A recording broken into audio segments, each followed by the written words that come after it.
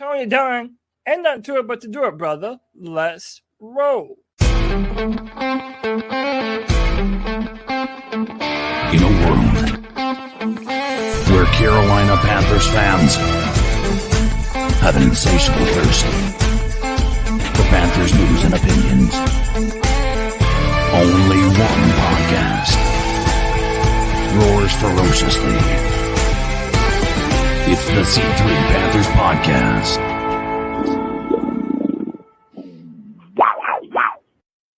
Welcome back, Panther fans. It feels like I just left you. I just left you last night after an incredibly heated debate and a long show with a ton of calls, a ton of viewers. We had a great time. Welcome back to the C3 Panthers podcast. This week's episode of the C3 BeatCheck, where we put our ear to the ground, check the latest headlines with beat reporters and podcasters around the NFL. Tonight, Cody, we got a great show. We've got the long-term beat reporter for the Carolina Panthers, now with the Athletic, the number one site for long-form, close, thoughtful, intellectual content when it comes to the team. Perfect for our type of viewers who cannot get enough. Joe Person with the Athletic is about to join us right now. And at 8:20, we've got Will McFadden from Bleav and Falcons podcast, as well as writer for the Falcoholic, to help us preview the Thursday night blackout matchup. And boy, I felt like I left you with a black eye last night after we were fighting on nonstop. Cody, welcome back. One, you always think that. Two, it's never true. And yes, man, we're always excited to talk to Joe Person, man. He has his ear close to the ground of the Carolina Panthers, and it's always fun to pick his brain. What a weird season we're in the middle of, huh? Man, only being 2 games out of first place. Yeah, after the shellacking that we took, it's weird to kind of know where we're going. We think Joe's going to help out with that tonight. But, Tony, as always, you know that we're going to do this with the best Panther fans in all of YouTube, man. Action Jack, our boy AJ Drew, Michael Davis, Panther Pickle, the real AP, Tin Tizzy, Tony Dunn. Ain't nothing to it but to check the beat on the C3 BeatCheck. Let's roll. Let's roll. The one thing, one last housekeeping thing before we get into everything is during the bye week, usually after every game, we have a big post-game show. It's one of the biggest shows of the week. This year during the bye week, we're starting a kind of a new tradition we hope to establish where we support one Panther kind of founded by a player charity. And we're going to help this year. What we're going to do is, and it's a collaboration. I don't want to call it a partnership because this is not about us, but the Bradley and Nikki Bozeman Foundation and the Sink Snack Box charity drive is what we're going to support this year. So guys, during the bye week, normal time for the post game show, 4:30, I think is what we're going to aim for. We'll be pushing that all week in the lead up to the bye week. We're going to have trivia. We're going to have games. We're going to have guests and things like that. And all the donations to the show, we're not even going to take them directly. We're just going to give you the link so that you can support this foundation. Cody, let's go ahead and bring in our guest, Joe Person, the Athletic. Welcome to the C3 Panthers podcast. What's going on, guys? Welcome back, man. What a slog this season has already become, Joe. That's a good word for it, man. It's it's unfortunate. My first year on the beat, I think I've told you guys this before, but it was 2010. So y'all remember that, man. 2-14. Matt Moore was going to start. Jimmy Kloss. Moore got hurt. They threw Jimmy Kloss into the Wolves. Tony Pike, I think, started one game, or at least he played a lot. I mean, it was bad. It was worse than this year, but it's never a lot of fun when you're going through this in any capacity, a fan, a writer, and certainly the players.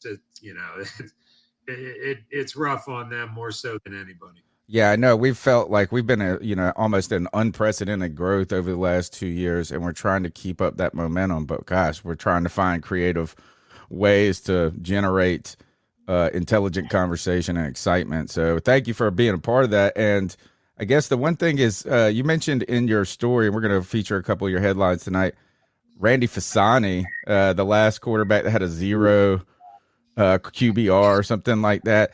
Tony Pike, is he like what is the guy, the Sam, not Sam Ellinger, that's the Colts guy. Who's the guy that DJ Moore didn't know his name? I don't even know his name. Well, it was Nick Eason and Nick. I'm sorry, Jacob Eason. There we go. And Jacob Eason is no longer on the team. He's a practice squad guy. I actually liked Jacob Eason when he was at Georgia. He, I think I got this right. He followed Jacob Fromm.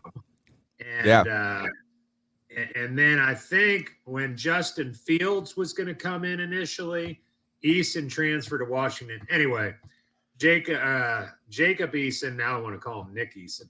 Jacob Eason's time in Charlotte was short, and he got in the end of the Rams game, didn't he? Yeah, and he was actually kind of, I guess it was hard to. He was able to move the ball. He looked confident. Is he our Tony enough, Pike, though? Because wasn't Tony Pike real tall? Yes, Tony Pike was tall. Tony Pike's name came up when we were at Cincinnati last week because I think he is hosting a sports talk or doing something in Cincinnati. And we were talking about him. I think Darren Gant and I in the press box were having some Tony Pike flashbacks. Again, that was that 2010 season that was rough. I know we're in the midst of it. All right, let's start with so we're just going to go kind of highlight a couple of your stories here. I want to encourage everybody to go support The Athletic. This is particularly I got a great question to end this interview about the blue checks at the end. Right now, the story that you came out with after this, I've been calling it humiliating. You used the term pitiful performance. The headline was Flat Panthers need to pick up the energy after a pitiful performance versus the Bengals. And you wrote this, Joe, but Walker was hardly the only problem. Right tackle Taylor Moton had a pair of false start penalties. The defensive line couldn't stay out of the neutral zone. That's a YGM reference there. And no one could tackle Joe Mixon, who set a Bengals record with 5 touchdowns. The 6'1", 220-pound Mixon had scored 4 touchdowns and 113 rushing yards before halftime. They were the 3rd worst rushing offense, then proceeded to gash the Panthers for 241 yards on the ground, 3 times what they have been averaging. You guys can read the full story at The Athletic. My question to you is this, is that after the firing of Matt Rule and the appointment of Steve Wilks and the team seemed to coalesce behind him, the fan base, we garnered a little bit of excitement in a couple of ways. We had Jonathan Stewart on the podcast. He referenced the 2014 season over and over and over again and how Steve Wilks was a part of that. We saw them fight hard. It wasn't a bad game against the Rams. They just didn't have any offense. But then they come out, they beat the Bucs, put up an impressive performance from the Falcons. And we're sitting here going, man, maybe we have this outside shot to back in like 2014. This loss was so bad, Joe, against the Bengals. It really just was like getting the wind knocked out of you for the fan base. That's how our fans have reacted. How is the team, do you think, responding to such a difficult beatdown?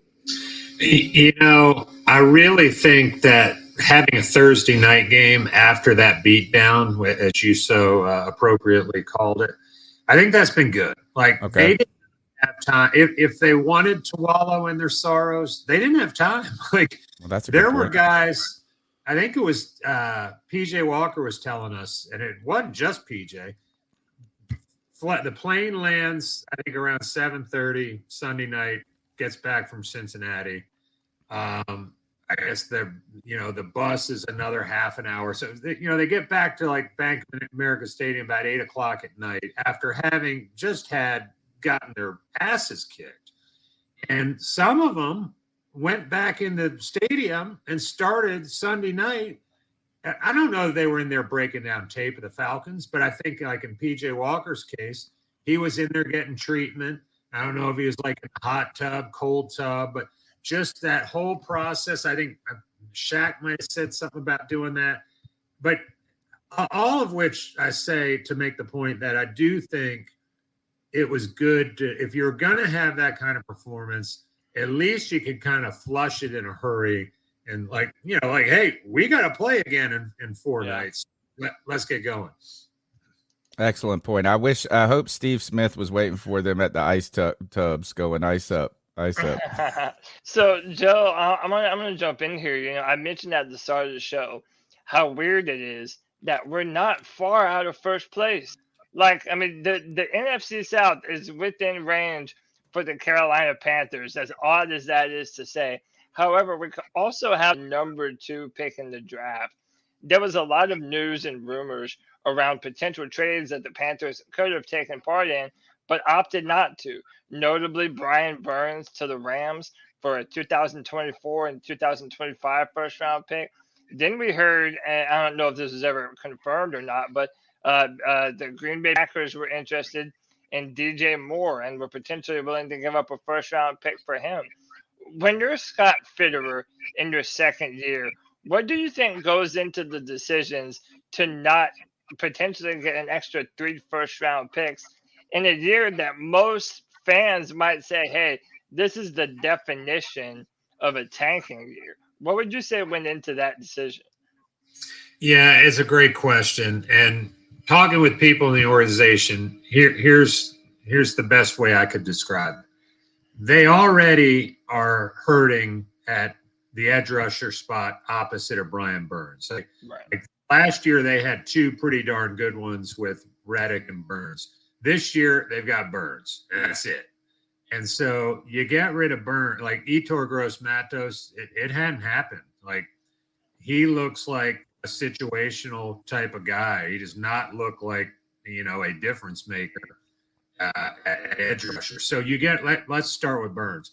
You get rid of him, and you're right, man. It's tempting. You get those draft picks, but then you need to go somehow find 2 edge rushers. So you're either using one of those draft picks on an edge guy, and as you said, they're future draft picks anyway. Maybe you use one to trade up in this year's draft. But the point being is, like, at some point you've got to hold on to some of your assets, or you're gonna be just taking all these flyers and on first round picks. Some of them might work out and some might not. Burns and DJ Moore are good players. Let's take CJ Henderson, for instance. There's another former first round pick.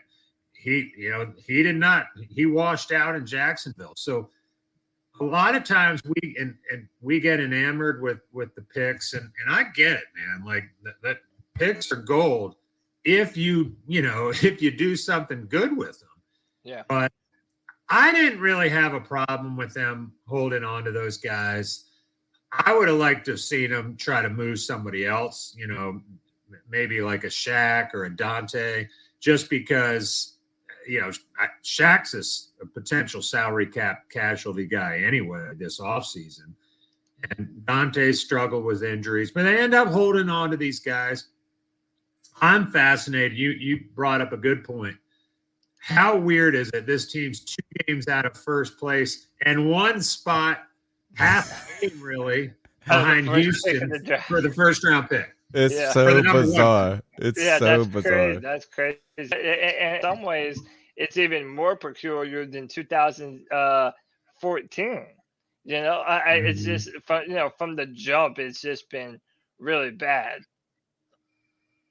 It has. Yeah. I'm fascinated. I'll be honest. I was having this discussion with my editor this week, and I want to see how it goes tomorrow night, against the Falcons. But if they lose again, I think we're about ready to turn the page and start really hammering coverage on the number 1 pick, draft positioning, guys like Derek Brown, who has really been a positive. Like, there are guys on this team to build around, and it's just going to be, another loss, and they get to, what would that be, 2-8. I think we're just going to start. The Athletic, at least, is going to do a lot of looking ahead type stories, because I think fans at that point will be more interested in the draft pick than how many games behind the Buccaneers they are. Yeah, we have one more loss in us, and then I mean that I felt like the Bengals one was deflating enough. This is another division. This will give us some divisional hope in some weird way. You know, that you could, if we won it in a black and we get the black on black, where we'll talk about that. Let's go to the next story, Cody. The next story that was up on that Joe put up on the Athletic was Panthers sticking with QB fresh off a 0 quarterback rating. Is this what tanking looks like? And you quoted what caught my eye. What's interesting is one is that was the story coming out of the Sunday is who's going to start on Thursday, particularly because Baker had probably his best half of the year in the background of just a disaster. And PJ was named, or they announced that they're going to go with PJ on Thursday. And Steve Wilkes said, when asked about it, he said, I'm not going to get into the state of how guys handle certain situations. We talked as men, and I told Baker exactly what I thought. I would say Baker's a competitor just like Sam. They all want to start. They all want to play. I know he's going to continue to be a pro as he's been. We talked about this last night on the C3 Panthers podcast. To me, the stories, I saw one person report that Baker was not available for media availability. And what's the story here with Baker? Do you think he's upset that after the performance, what he believes probably he lost his starting job to injury, which is not, it's kind of fake. I mean, he was doing so bad, he was going to lose his job anyway. But he comes back and like I said, has his best performance of the year. And then he's not named the starter. And then you referenced in your article, just like we talked about last night, there's some conditional with the draft picks that go into the trade. What's going on with Baker? Is he upset, and is there more to this story behind the scenes?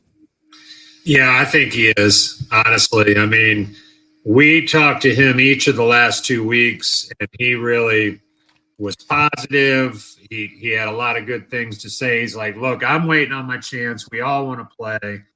Well, then he gets his chance. And, look, I know the Bengals have been a prevent defense and playing some younger guys. But still, Baker went out there and moved the ball, directed 3 touchdown drives out of his 4 possessions. I'm sure he showed up Monday morning thinking he was going to be the starter, and he wasn't. Yeah, I do think, I mean, some of this, of course, is reading the tea leaves, but I don't think it was an accident that we didn't see him in the locker room. And it was a short week, but we still got to talk to everybody else that we wanted to talk to Monday or Tuesday. And I think Baker, and probably maybe it was smart. Like, look, I think maybe he's having this conversation with his agent or his wife or his whoever he confides in. Like, better to say nothing than to go out and say what he really wanted to say. But it's going to be interesting to watch, because if he's not starting this week, guys, off of that performance, then I don't know. I think it's going to take PJ and Sam Darnold to get hurt. Excuse me. Really? I mean, like, if he's not playing this week, when's he going to play again? Unless both those guys. We'll see Nick Eason first.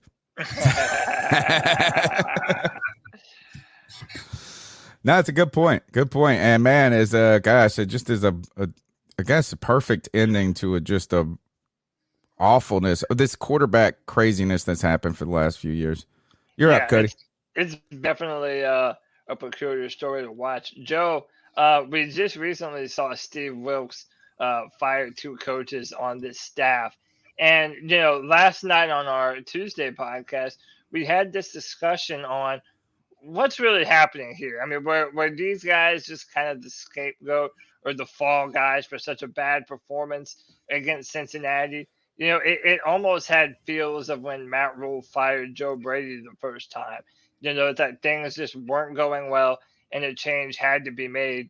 Well, what do you think went into the decision-making process with Steve Wilkes and decide to fire Pasqualoni and Bowers, I believe? No, what's his name? Eddie something. Evan Cooper. Evan Cooper. I think a couple things were at work, guys. First of all, Steve Wilkes comes in here. He gets rehired in January. Rule made a couple other changes, but mostly his staff was still guys he'd work with in Baylor or Temple or both. In the case of Evan Cooper and Phil Snow and Ed Foley. And so I don't think, those three guys I just mentioned, of course, Foley and Snow, they were the first two to go. Wilkes takes over. It's already a difficult situation. I think he looked around the coaches' room and said, some of these guys are Matt Rule's best friends. I don't think this is a good working environment for me to keep these guys. And, I'm sure scheme played a part of it too. But and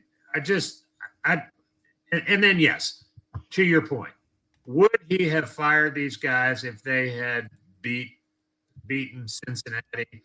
Probably not. But I also think behind the scenes, Wilkes is sort of like trying to surround himself with the guys that he knows well, that he trusts, just like all these coaches do. That's why Matt Rule brought those guys with him. They're guys whose opinions he trusts and who believes they're competent, very good football coaches. Steve Wilkes might have a different opinion, and so now we're seeing they're getting they had a big coaching staff already, like 20 dudes, but it's starting to get threadbare over there on Mid Street. Somebody, two things about that is someone, I love this comment. They said that firing these guys is like rearranging deck chairs on the Titanic. Love that comment. The other one, though, that stuck out to me because Paul Pasqualoni was the new guy, kind of. Actually, he's not the new guy. He's looked 100. I think that's how you described him, too. He looks actually younger now than he looked with Detroit, which is, if you look at the pictures from him in Detroit, he looked older. Someone said that he and Rule have connections at Syracuse, though. Yeah, they go back. I don't think they were ever at Syracuse together, but here's the thing. If we're being honest, Paul Pasqualoni was like an advisor at the University of Florida last year. He was not even an on-the-field coach. Same thing with Ben McAdoo. Ben McAdoo was like a consultant for the Cowboys. Yes. He wasn't doing on-field coaching. When Matt Rule opened up I think Tepper told him, hey, you need to shake up your coaching staff. I think he had I know he had a hard time getting guys in here. I think there were people that turned him down right and left because they very astutely thought this was a sinking ship and I don't want to move my family and, new schools and buy a house. Or put my name on it. Thank you. They didn't. And so, for instance, Pep Hamilton is one example of many. Pep Hamilton was still with the Texans, and he's a Charlotte guy. He likes Steve Wilkes. He's a Charlotte native. He didn't want to touch it. Thomas McGahee, a special teams coordinator under Ron Rivera. He was offered the special teams job. He didn't take it. And so, and Chris Tabor was a good hire. I don't want to dump on him. Yeah, he's great. And Ben McAdoo, his resume, and same with Paul Pasqualoni, they've done great things in this game, but I don't think it's a coincidence that Matt Rule had to hire two guys, those two that I just mentioned, who were not on-field coaches last year. Yeah, well, kudos to him for actually getting those guys, to be honest. We actually thought the rearrangement in the background was pretty good given the dire circumstances. My last question goes to your final story that I'm going to highlight, and then Cody's got one more for you. And that is you put up your second half predictions. And don't worry, you're not the only person who has over-predicted the Panthers' success this year. In fact, I think we were about the same, kind of that 8 and 9 type area, stuff like this. Yeah. Man, there were people. We're a fan podcast. There's a lot of people that were like 10 and, but you gave 6 predictions. I'm only putting 3 up here for the fans to see, so I want them. to be able to go check out the story on theathletic.com. And please go support The Athletic. We've got to support our look. Joe's been the guy for Charlotte in a revolving door of people who have been covering this team. So he knows this team for a long time, and he knows them through multiple GMs, multiple coaches. One, I think the Sam Darnold one we've already touched on. You predicted Sam Darnold will start a majority of the games. We probably won't see Baker much more. Derek Brown's been a success story. I'd love to talk about him for hours, given the way people gave up on him too quickly, and he was fine the entire time, I believe. But last, this one stuck out to me. You predicted Wilkes sticks around past this season, and you didn't automatically go to head coach, but you also floated the idea of in some sort of assistant head coach capacity, defensive coordinator. And this is a kind of like a two-part question of the same thing is, do you think Wilkes has got a chance of winning this job, which we thought, was a possibility, but it's getting harder and harder each week. And on top of that, if he does stick around in this non-head coach capacity, is that David Tepper being a puppet master? Because doesn't that feel like the worst thing to do when it comes to like piecing together a new regime, kind of like where you brought in Matt Rule and then you brought in Scott Fitterer? Can't we just do it the right way, where the GM hires the coach picks the staff, and then the GM and the coach either have success and be successful, or they both get fired, and then we do it again? Yeah, listen, I don't know if Wilkes is going to stick around. I do know that he has impressed people in the building. I mean, he already had people, in his corner from his first tenure here who know him. And, I mean, guys like Luke Kuechly go to bat for him behind the scenes. I mean, he really is well-liked and respected. Does that mean he'll stick around? I don't know. I do think that they would like to probably do right by Steve Wilkes, because he's sort of been given a crap sandwich here. No interim situation. I mean, the guy's fired for a reason. You know what I mean? It's tough. Rich Bisaccia, kudos to him, man. Last year he pulled it off in Vegas and still didn't get the head coaching. Yeah, no kidding. And so I don't even know if Wilkes would want to stay if he's not the head coaching guy, if he's not the head coach. But I do think the team, I think it would have to be a fit with whoever the head coach is. And I referenced in that story, which you were very nice to reference. Of course, Tepper, a lot of his point of reference is the Steelers. Excuse me, because he was a minority owner there. Well, when Tomlin took over in 2007, I think he was encouraged to retain Dick LeBeau. And he did, and they worked together for a few years and did pretty well together. And then, Dick LeBeau kind of rode off into the sunset. So, I mean, these things do happen from time to time. And I'm not saying it will or it should. Steve Wilkes might have a better offer somewhere else. I mean, listen, Steve Wilkes still wants to get the head coaching job. Yeah, you can see it in his face. When they lost on that, when they got that penalty on the Falcons game, I won't say look beat. I mean, look, as you could tell, he wanted it. Yeah, for sure. And, it would have to be a pretty incredible turnaround here over these last 8 games, I think, for him to have a legitimate shot. But he has impressed people. I can tell you that in the locker room and the front office with how he's handled this. All right, final question from Cody, and then we'll let you go. You're on mute. Oh, my bad. Joe, we appreciate you so much for being on here.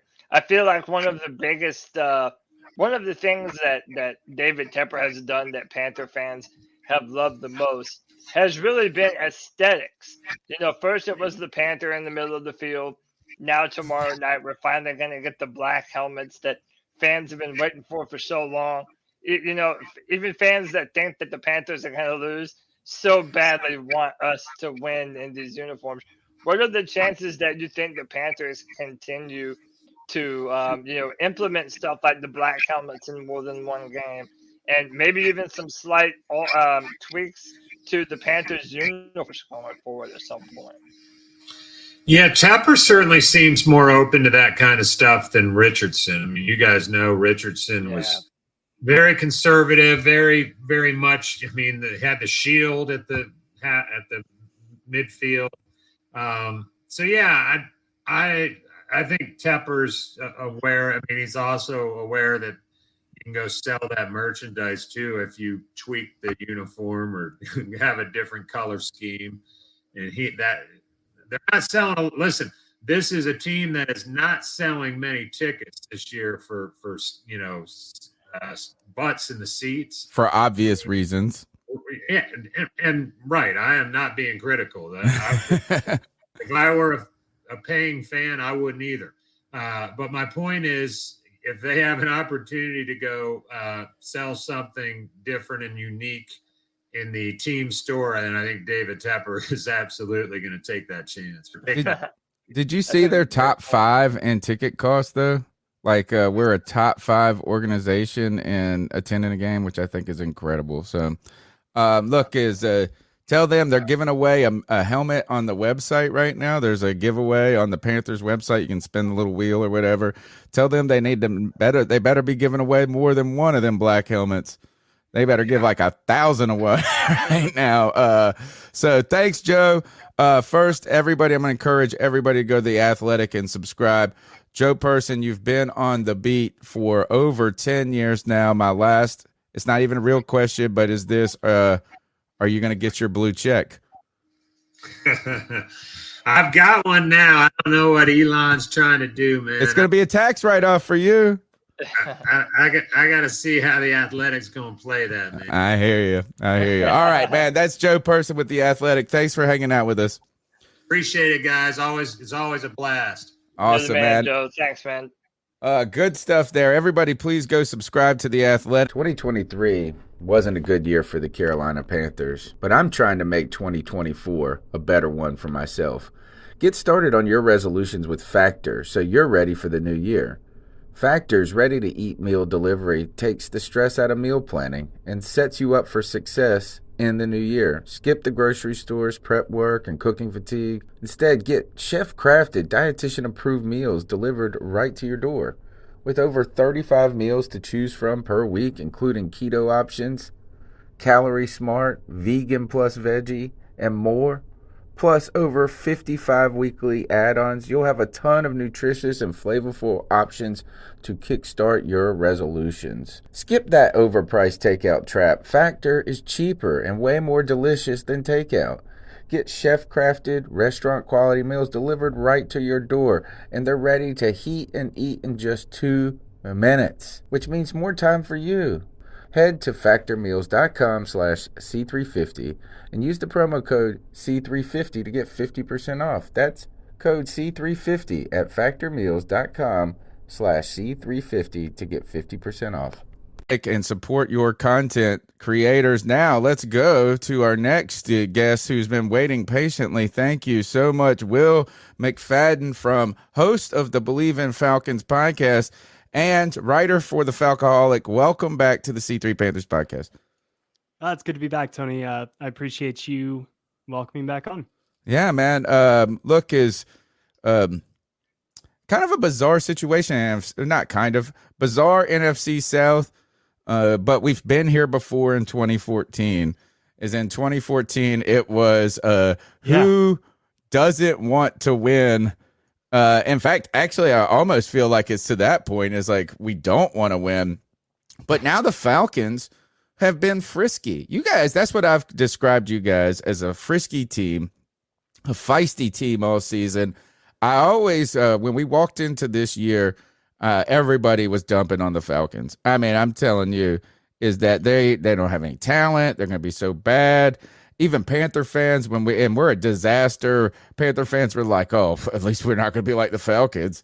And I was like, hey, anytime that narrative prevails in the NFL, watch out. And I was kind of right, man. You guys have been in games. It hasn't always been pretty, But you haven't backed down, and all of a sudden you find yourself in what is it, tied for first or in first right now?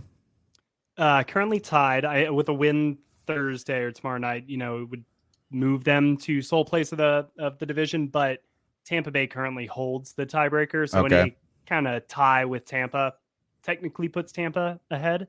So the Falcons, I think, are 8th right now in the playoff seeding, so they're just out of the playoffs because of that tiebreak. But it's really interesting that you mentioned the expectations, because I just earlier this afternoon kind of recorded the intro for my podcast that's going up tomorrow. And I compared Atlanta's situation to Indy, and obviously the big Matt Ryan connection there. But it's when Indy traded for Matt Ryan, it was kind of like, oh, here's the missing piece. Now in a really good AFC, are the Colts kind of dark horse candidates and all of that, good stuff. It's like they finally got the quarterback that could maybe put him over the top.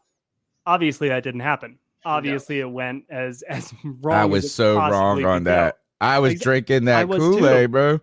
I was too. I think I picked them to make the Super Bowl, which is like well, I wasn't drinking that much. It's but drinking okay. the most Kool-Aid, right? And that's obviously like coming from a Matt Ryan perspective as well, and having covered him and thinking very highly of him. But it all goes to like previous expectations and how they color all of our opinions going into the season. And every year just proves that it's totally different. Nobody would have ever believed that Cincinnati would have been in the Super Bowl last year. Nobody would have ever believed that Atlanta would be tied for first place in the division going into or that week 10. Minnesota would be great this year. Or that New York would be winning, or that Seattle would be winning. That's even year. Really. The NFL teaches us this, right? So it's kind of like, we should stop being surprised, and we should stop making all of these, like, basically all the teams that made the playoffs last year are going to be the teams that make the playoffs this year. It's just not that league. And so it's really exciting for the Falcons to be where they're at, but the Panthers gave them a hell of a game, the last time they saw each other. So I'm a little bit nervous heading into tomorrow night. What do you think the game plan is? Since we had such a nail biter of a game that essentially came down to 2 missed fields, a bunch of craziness happened.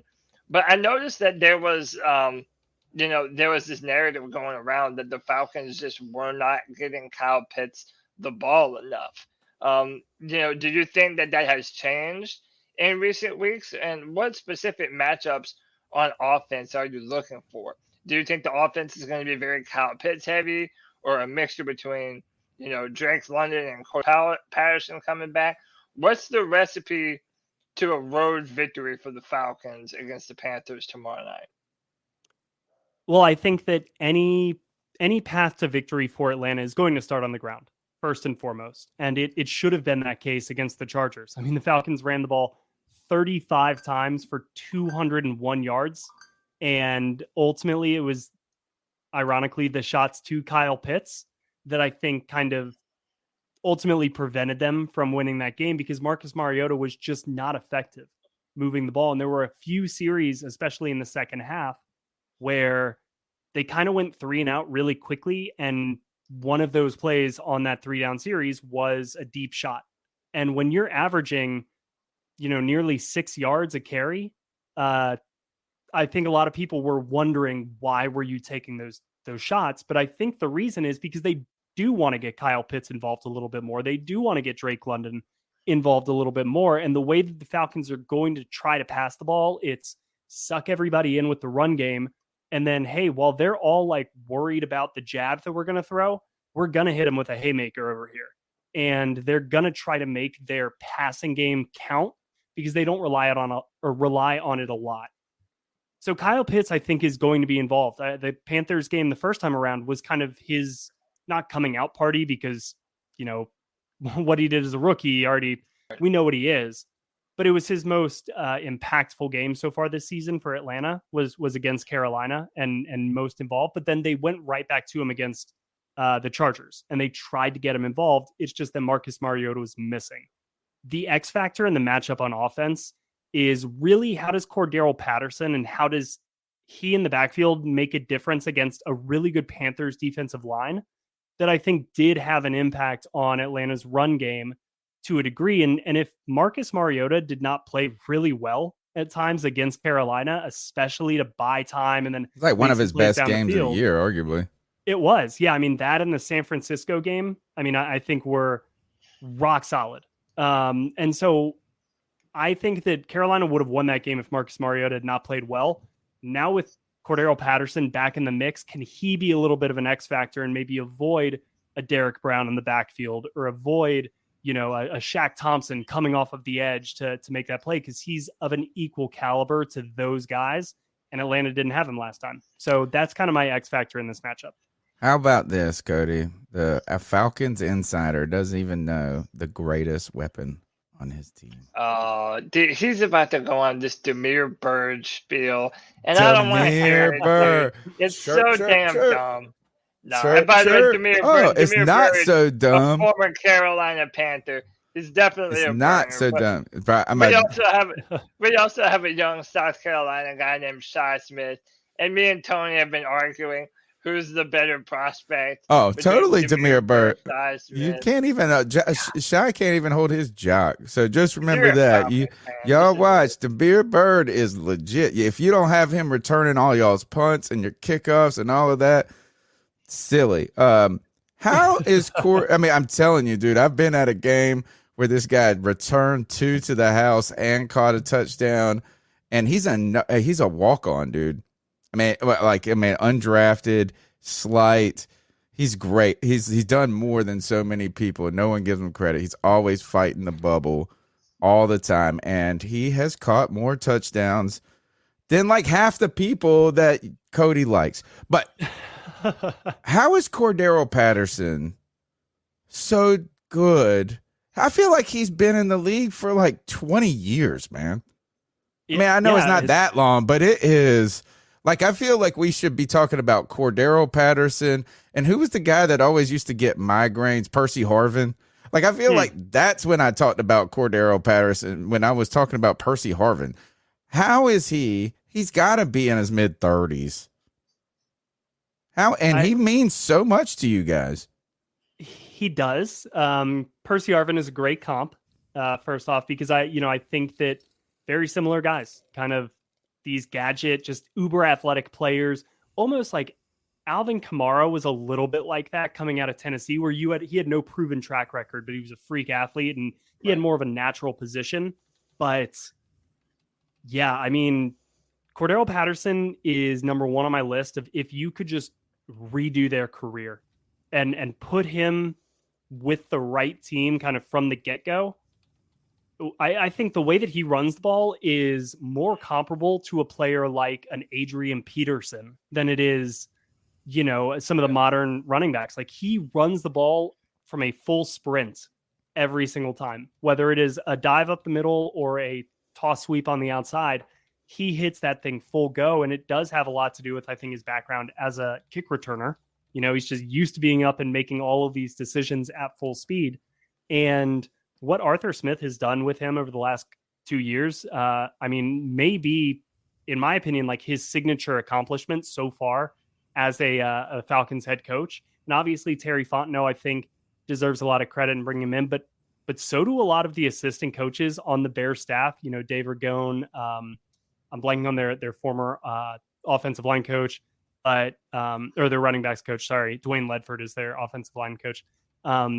But they all had Cordero Patterson in Chicago kind of the year before that he came here to Atlanta, and they all vouched for him. And they were like, this dude can help us. And if we're looking to build a little bit of a bad news Bears type of Mighty Ducks team over here, where we're just trying to get the most and the gumption and bring it all together with duct tape, like Cordero Patterson is an underrated asset that we could really use on our team. And again, like, that's why I think he kind of picked right back up where he left off against the Chargers. He looked great in the first 4 weeks before he went down with an injury. He had 2 games over 120 yards, I think, in that span. So yeah, the Falcons' ability to use him, I think, is going to be huge. But Demir Bird, he's been playing great as well. So it's a good pull there, Tony. Don't tell him, Dad. You don't have to say that, dude. He's don't have been to. a guest. He's been a guest on this podcast twice. So. Nice. So- Yeah, we can't say the same for Brian Edwards, a former South Carolina game. Is he the guy that you got from Las Vegas? He is, yeah. And I thought he was good. I overdrafted him in a fantasy league a couple years ago, thinking, Yep. oh man, I got So wooed by that tantalizing. preseason. That preseason can woo you. He and Alshon So- Jeffrey, man, coming out of South Carolina, I was like, Yeah. these guys are going to be stars. Yeah. So, well, to flip it to the other side of the ball, to the Falcons defense, and shout out to Falcons Rise Up. He's a frequenter of our chat and all the other Panther chats. What I wanted to ask is this, because we've been having these conversations about our quarterback. And part of the reason why PJ Walker still has the starting job right now is because of what he did versus Atlanta and how accurate he was, and that deep ball to DJ Moore. Beautiful. I mean, and just Work of art. Amazing. It Seriously, really frame was. it. Yeah, I mean, and it's like we all knew that PJ had those flashes in him, but he's been so inconsistent. And then he has a terrible game against Cincinnati. So we're kind of wondering what our quarterback position actually is. There's also this notion that I've heard from some Falcons fans that part of the reasons why PJ was so good is because they were injured in the defensive backfield. They were missing AJ Terrell. They did have, I Bleav, like 2 safeties missing. How healthy is your defense going into this game? And how did you expect this match to be different defensively from what happened, a little less than 2 weeks ago? Yeah, that's good. That's a good question because not a lot has changed, right? It's such a short time frame that really what we saw is probably what we should expect because the Falcons haven't gotten any healthier on the defensive side of the ball. AJ Terrell has been ruled out. Safety Eric Harris, who I think was available for the Panthers game, he's out. But Jalen Hawkins, I don't think was back for the Panthers game because he was injured in that game against the 49ers, if I recall correctly. He'll be back. He's a third-year player. He's played really well. He and Richie Grant have been the starters. Eric Harris has been a little bit of a Swiss Army knife kind of coming off the bench as a veteran. They also traded for Rashad Fenton and traded Dean Marlowe away to Buffalo at the trade deadline. Dean Marlowe was one of the 2 alongside with Rashad Evans who gave up the DJ Moore touchdown. Another former Panther, by the way. Yeah. And I don't think that had anything to do with the reason that they traded him. In fact, Arthur Smith, said that it had more to do with I think it's a little bit of they were overcrowded at the safety position and wanted to just change up some of their depth and where it was allocated because of the injuries at corner. And Dean Marlowe is a former Bill. So it was kind of all right, we'll send him to Buffalo. They're having a great season. Dean will be happy with this, all that good stuff. But their 2 safeties will be there. Their corners will be the same as Carolina saw last time. Cornell Armstrong, D. Alford, Isaiah Oliver back in the slot. My main thing is not necessarily anything that's going to change defensively with Carolina. I'm curious to see if PJ Walker can put together another type of performance like that. And you mentioned his accuracy. His stat line, 19 of 36, not the most accurate. Yeah, he had such a bad first quarter. Yes, but it was the 19 completions that he made. Each of those, or a vast majority of those, were awesome throws that really, I think, impacted Carolina's ability in that game. True. He made each of those completions count in the biggest way. And there was 2 or 3, maybe not that many, but there was one that DJ almost had where he had his toe tapping on the side. And it was so there was, maybe 3 left on the field. That's the problem with PJ is when he makes a play, it's incredible. It's just when he makes a bad play, it's horrific. Well, that's the line in the NFL, right? Kidding. It's the mistakes are going to be amplified just like, the successes sometimes because the players all around you are better. So the variation is much greater than maybe in college or something like that. But yeah, if PJ Walker can, even if they rein him in, and even if it's not 36 attempts, if it's 25 attempts and he's 17 of 25, I think Carolina's got a good shot. It's not like Atlanta's defense. I think they're moving in the right direction.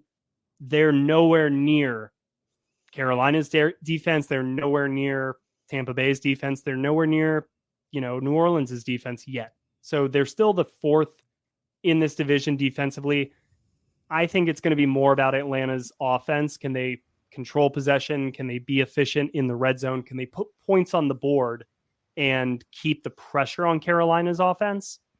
But that's kind of more, I think, Atlanta's path to victory than like an overwhelming defensive effort. I got two for you, and I'm gonna give you one at a time.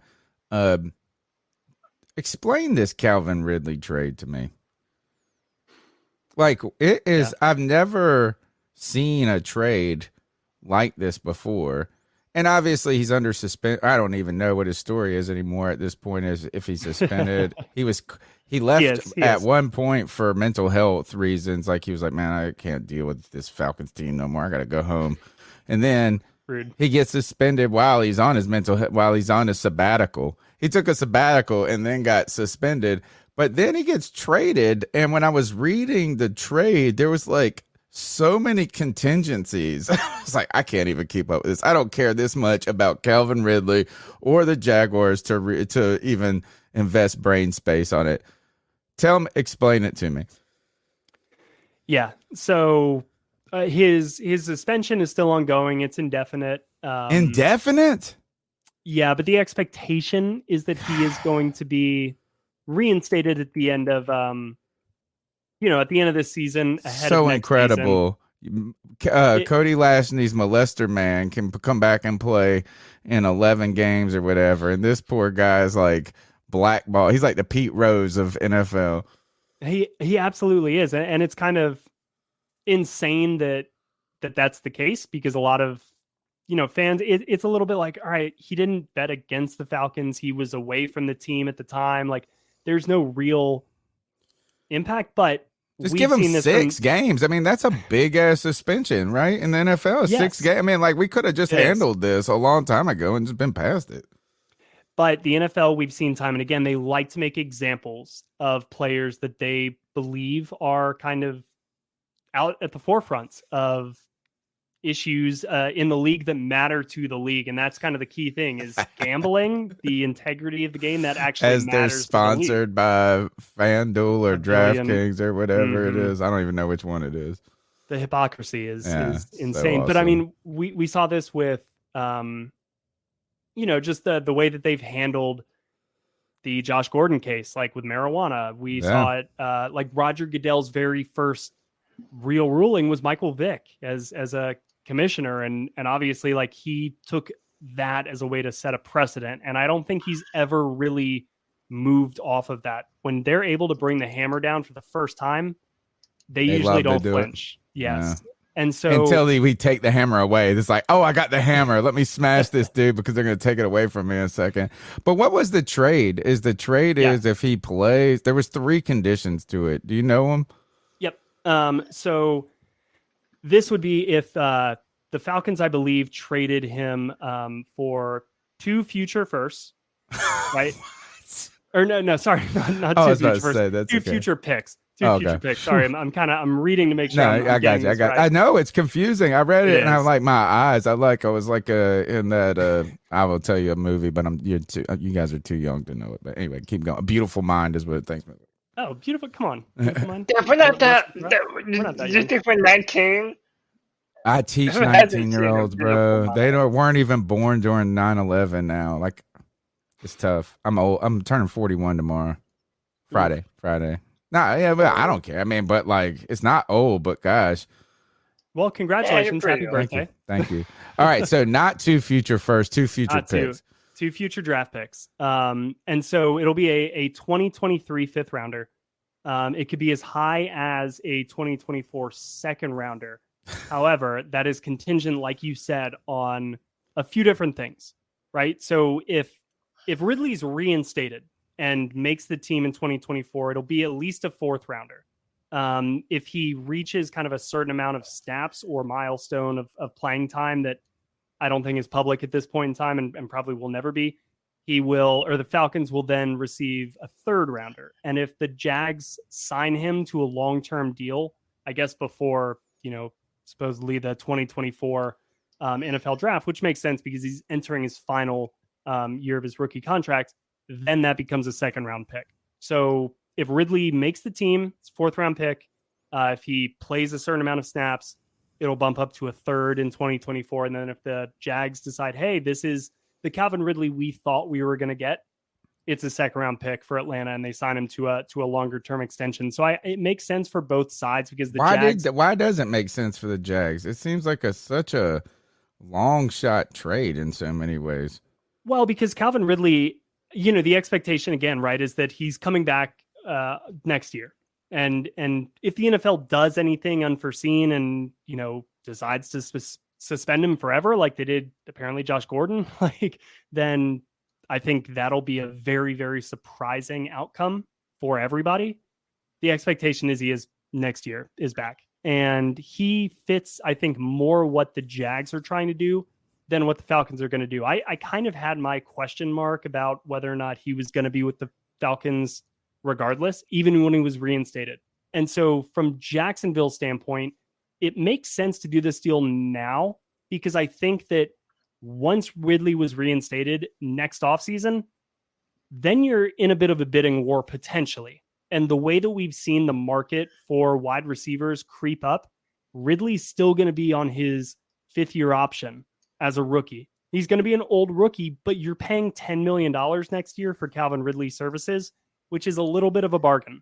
So I think that Jacksonville maybe felt, hey, instead of trying to compete against an open market with a bunch of teams and maybe like an LA Rams from 2021 that is all in and will pay $10 million for Calvin Ridley and give up a first-round pick to get him, maybe they felt like if we do it early, we can get a little bit of a discount. And the Falcons, may have just said, all right, this is an asset that we don't necessarily see being with us in the future.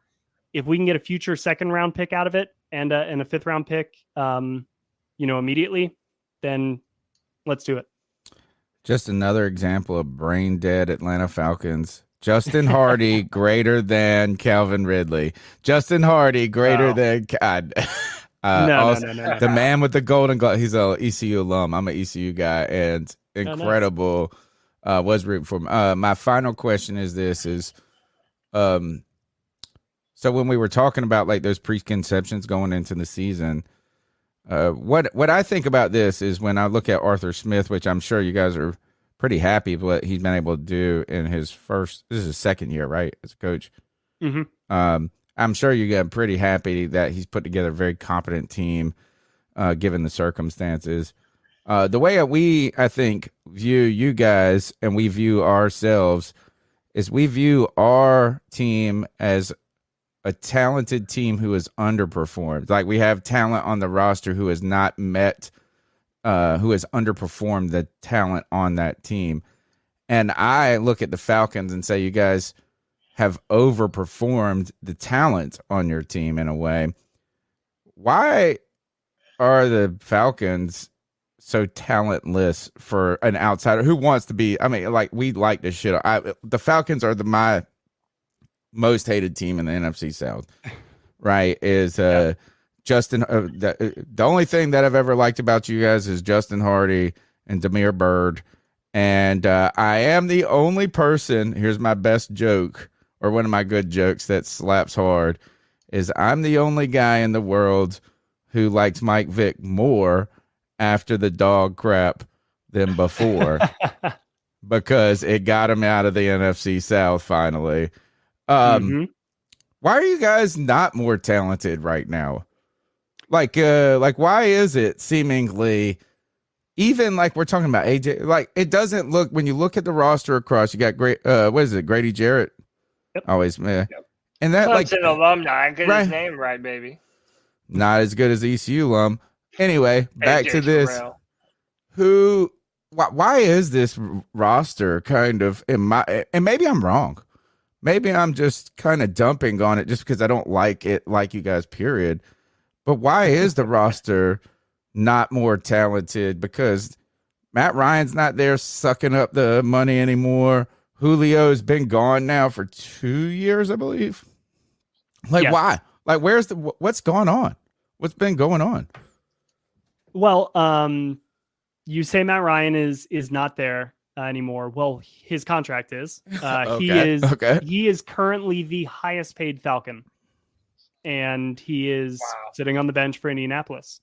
Which didn't they bench him so they didn't have to pay him more money next year or something? I think that was part of his. Yeah, I think that's Indy's call. Atlanta's on the hook this year. He's making money like crazy $40.5 million is what Atlanta is paying him this year. 40.5, and he's paying. Oh God. Yep. So Julio Jones is being paid $15.5 million. Still from you guys? Yep. Deion Jones is 11.8. I guess we just answered it. There you go. The Falcons have nearly $80 million in dead cap this season, which I Bleav is highest in the league. Jake Matthews is currently Atlanta's highest paid player with a cap hit of $15 million, which is teeny tiny. They have, again, two guys at least, who are not on the Falcons right now, who are counting more against Atlanta's salary cap than their highest paid player on the team. So that's the issue. But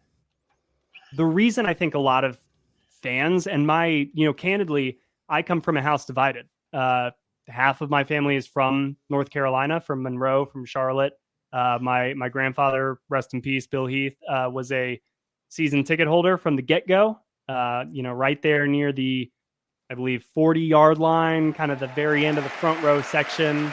Right when you walk through the mezzanine, you walk in, he's right there on the railing. So I've been to many Panthers games in my life. Like I kind of love this rivalry because of the family connections. My dad will text me, at least a Sunday or so throughout this season and just be like, the stark difference between watching the Panthers play and the Falcons play. You can tell the Falcons are going somewhere because it's kind of what he wanted to see with Matt Rule and Joe Judge when all of this came together. And I texted him and I was like, you guys hit a home run, because I thought Joe Brady. Yeah. Did I say Joe Burrow? You said Joe Judge, which Joe Judge. Don't worry, we need to forget all these names. Period. Yeah, we're all these hired names like gotta at get the same time. Don't worry, so we don't even care. That makes sense. Joe Brady, though. Yeah. I mean, Yeah. I thought that was such a home run hire, which just tells you how dumb we are in the media, where it's like everybody who you're getting talked about the we year get before. into groupthink, man. I think that's what we Exactly. get into, groupthink on those things. And so I think that Arthur Smith has done such a good job of understanding kind of how an NFL offense should work and complement each other and all of the different ingredients you can throw in. And what he does so well is just everything looks the exact same from the jump, and 5 different things can happen. It's like facing a pitcher who is the exact same release, whether he's going to throw you a curveball, a slider, or a fastball up high in the zone. And it's really hard to figure out. And so I think that that's kind of what excites a lot of people here, is the talent's not there yet, but they're figuring out the right way to run something that fits this team, that fits the ingredients that are on this roster, and really make it hum. Imagine what they can do when they get some guys here that they can actually pay to count $25 million against the cap next year, instead of paying that for somebody in Indianapolis. All right, Cody, close us out. Oh, look at this. Look, first, this is wonderful. Is Michael Davis, again, patron saint. He said, contributing to Tony's algebra tutoring. He's making fun of ECU. Just remember, ECU's got the prettiest girls and the best party in town. Promise you that. Come to Greenville, bro. I tell you, we do it different. We do it different than all of y'all, man. Greenville. Michael Davis, thank you for your support, Cody. Thursday night is the blackout game. It's the second game, or it's the final game between us and the Falcons. We've played the Saints once. We played the Bucks once. This will be our second game against the Falcons. This division is still up in the air. I am the last person on. Look, I hate that. It's not in the air for us, bro. I'm sorry. It's not. I don't even care if we win this game. It's still not in the air then. Cody, I don't even say that. No, I do care if we win this game. I know And better part of the algebra. reason Y'all why- know some weird ass math, obviously. Part of the reason why the Panthers are finally going to be wearing their all black helmets. I'm so excited for it, man. We've been wanting this for a long time. We're hoping to see it a lot more. Will, I appreciate you coming on. I'm just going to answer a real simple question. What's the final score? Ooh, man. Well, I would never. That's always guess the it was- hardest question. How about this? He said it's a simple On the question. It's like, spot. oh well, but Hey, it can be simple and hard, but I want to get your honest opinion. Do you think the remember, Falcons guys, are the gonna win weather's this? supposed to be bad. Here's some things just to consider. Yeah. Is there's some tropical storm that's forming. Yeah. That's going to be coming through. I don't know if it's going to, my wife was checking I was like, I heard the weather's going to be bad. And this is important if you're like putting in prize picks or something like this is going to be a game that probably coming off of PJ Walker being 3 for 10 with almost as many interceptions as completions, you got to think the Panthers are going to want to go back to the ground game. Mm-hmm. And that is the Falcons' bread and butter, too. Arthur Smith will run the ball on like 3rd and 20. He's like, I don't care. We're down 20 points. He'll run the ball if they're losing. Yeah, down 20 on 3rd and 20. Hell, and you know what? He's like, hey, you know what? We got 19. Yeah, so tough question. What is the outcome of is this a Falcons sweep? Ooh, that's hard. I think it is because yes. I think that on the one hand, this is what's so hard, right? Because I did not think that the last game was going to be 37-34. I don't think any of us did. Nope.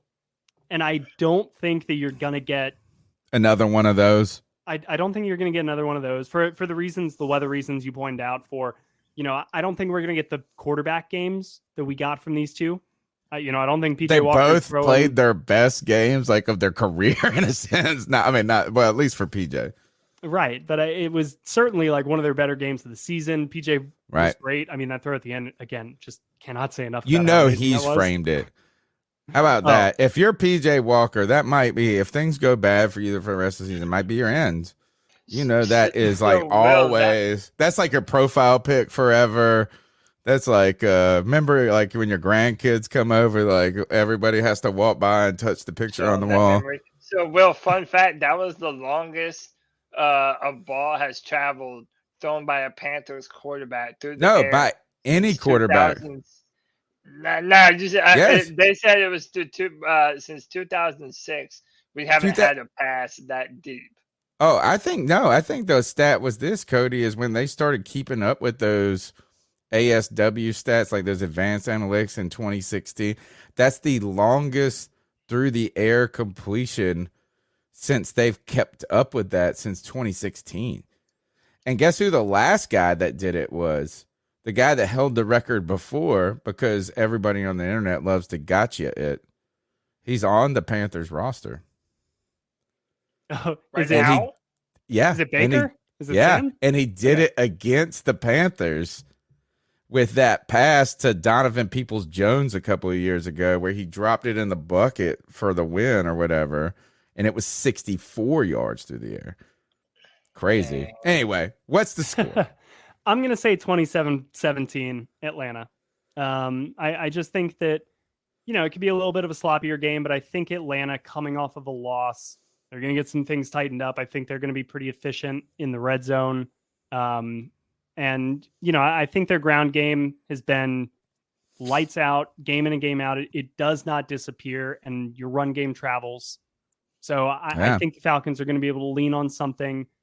I think they're going to get a turnover or two off PJ. I'm very curious to see, if things do start poorly for PJ, what is the leash like for him? Do they go back to Baker, given what they did? And there's kind of some weird things going on with that. Baker's upset too. Yeah. So I could see this being a weird game, maybe going into halftime, and it feels like it's something, and then I would expect Atlanta to kind of be consistent. They need to play a 4-quarter game. And I think they'll start a little bit of a run here on Thursday night. Cody, what's your answer? For the final score? Yeah. I'm going 24-21. Who? Carolina Panthers. Okay. Oh, man. Dude, listen, I think, we kind of talked about it earlier with Joe Person. I don't believe Wilkes is into tanking and losing. Mm-hmm. No one is. No, but I'm saying it means something to him. And especially after how close that game was in Atlanta, and you're at home, and you're wearing the helmets, and it's a blackout game.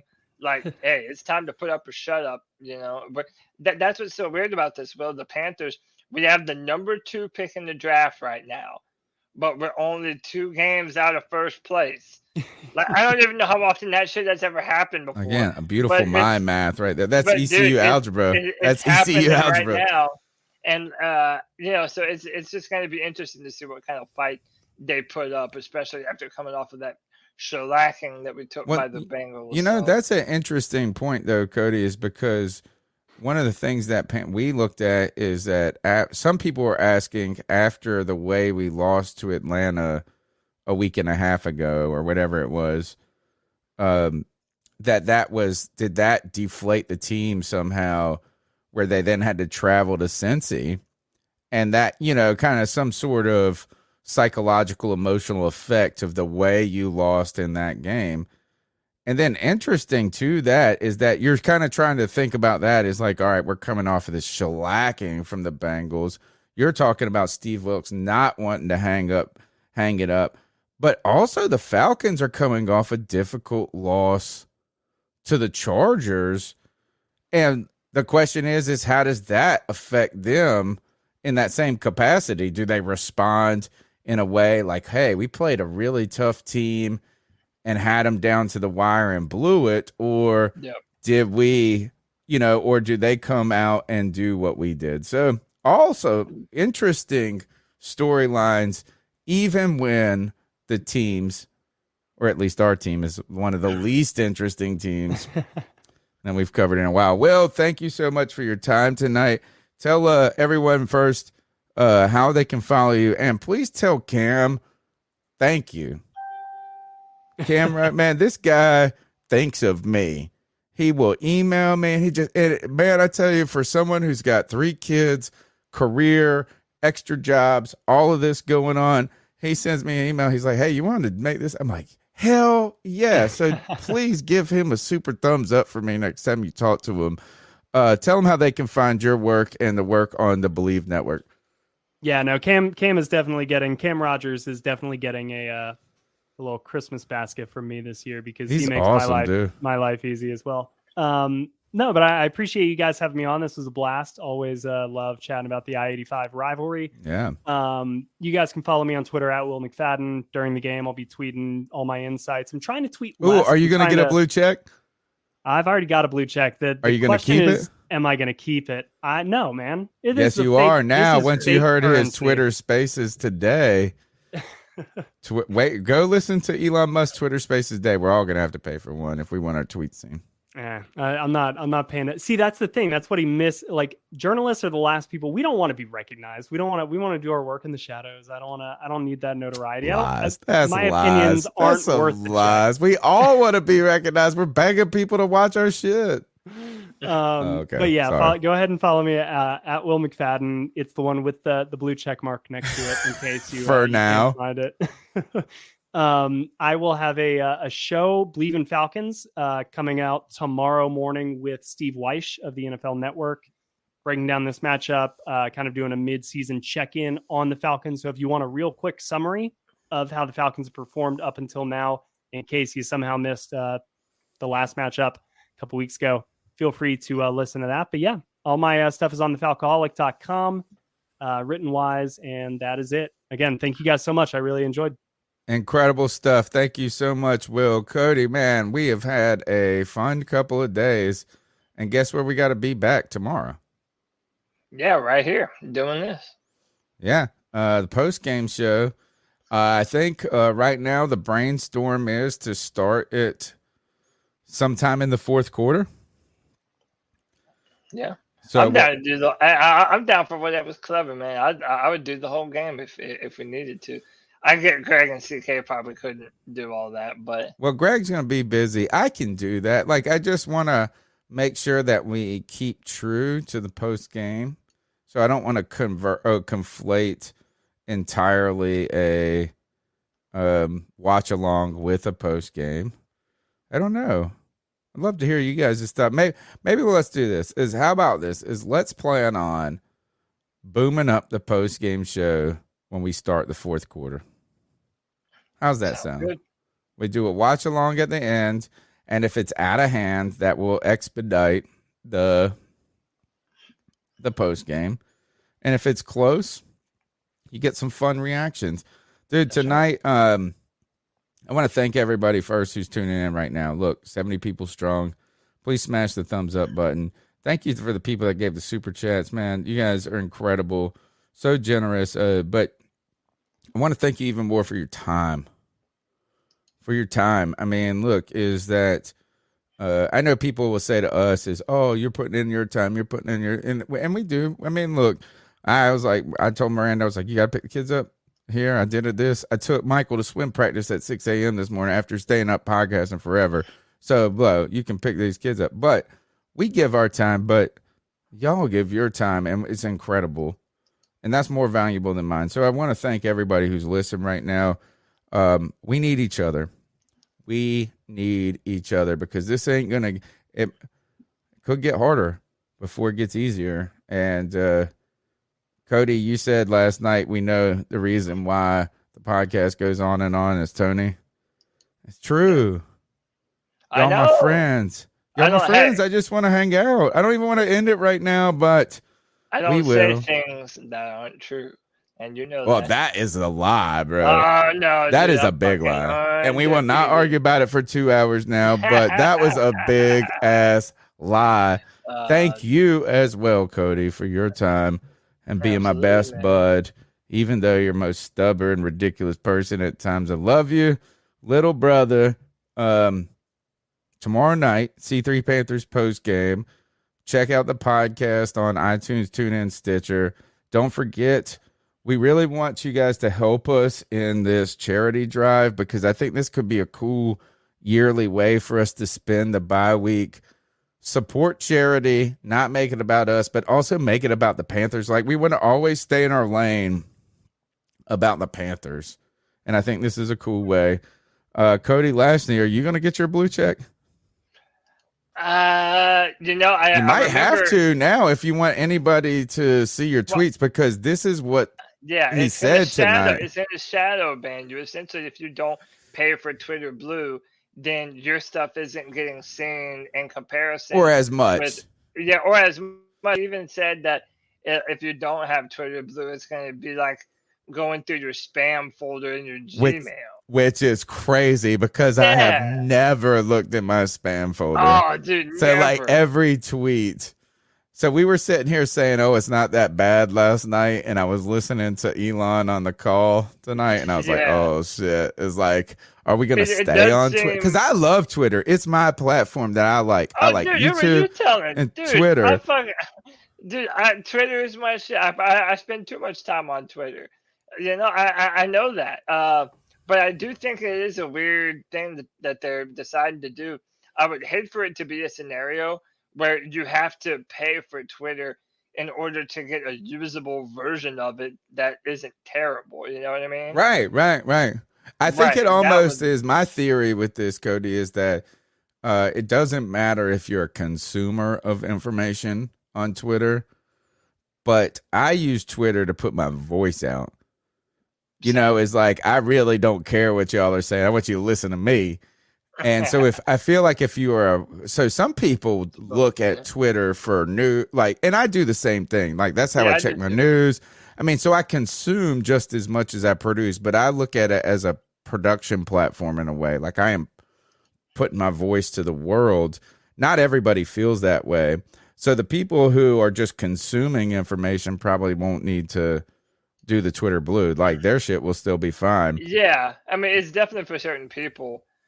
I had posted it in the creator chat, our chat, about a week ago, because I was thinking, hey man, maybe if we all get check marks, it lends some legitimacy to us. But then if you can just pay to get legitimized, how legitimate actually are you? You know what I mean? So it's kind of like you're damned if you do, you're damned I if you didn't realize that the bots were that wild. So, and I almost feel like Elon's using that as a slight, like a disguise for saying we just need to make money. Like, I just feel like he's like, oh, there's bots everywhere. And if we just charge you money and put a paywall up, we'll get rid of bots. Yeah. But it also feels like he's just saying, man, this company, I better make some money out of this quick. Everybody loved him at first because they thought that he was going to be this free speech champion. That's what it claims to be. And whether or not that happens, like, I have no opinion one way or the other. I hope that he does end up continuing to do that. But, some of the business practices things, we're going to have to see, man. It's about the money. Never put all your trust in a billionaire, okay? At the end of the day, you don't become a billionaire unless you're a savage and unless you're willing to, kick dirt on the plebs that are out Us. there crying. Yeah, right. Us No, basement that is we. dwellers, That's why I love like David Google and Tepper would YouTube. say. Google knows how to use the plebes as their army. CK says you got the blue check. Oh, nice. Dude, I mean, we really? might have to just because I don't want to lose. I mean, I'm like, I don't want to abandon Twitter. Like, I can't go to Insta. I can't go. Like, I would just then be on YouTube. I hate Facebook. It's too clunky. It's so clunky. Like, I can't. It's just too much. Like, I have a panic attack when I look at Facebook. Instagram for me is like only half naked women. So Oh, that's it's my like, I don't- TikTok. That's my TikTok. Which I always, I'm like, you know what? Let me just look at some boobs no, real that's quick. my Instagram. But my Twitter, dude, like I said, my Twitter's popped off ever since it started doing the podcast. I'm damn near at 2,000 followers, so follow your boy, man, at Cody Lack, CODYLAC. That's me right there up on screen. Follow the professor at cat_chronicles And man, we're maybe over- CK, do you want to do a simulation? I'm down if you want to. Cody Lack, been great hanging out with. Really good episode. We got Joe Person. Look, y'all go subscribe to The Athletic. Let them know you heard about it on C3 because I feel like we're becoming a conduit of news where people like Joe Person goes monthly on WFNZ. We need those guys coming monthly on the C3 Panthers podcast because we're reaching the people. We still need to get Dave Newton again. That was fun the last time. Oh, he's the best. And got Sheena. Dave. Sheena, too's a rising star. Yeah, No, David Newton's a Sheena. superstar in my mind. All right, Cody, let's get out of here before I keep asking you questions. All right, C3 Panther Nation. Until next time, keep pounding.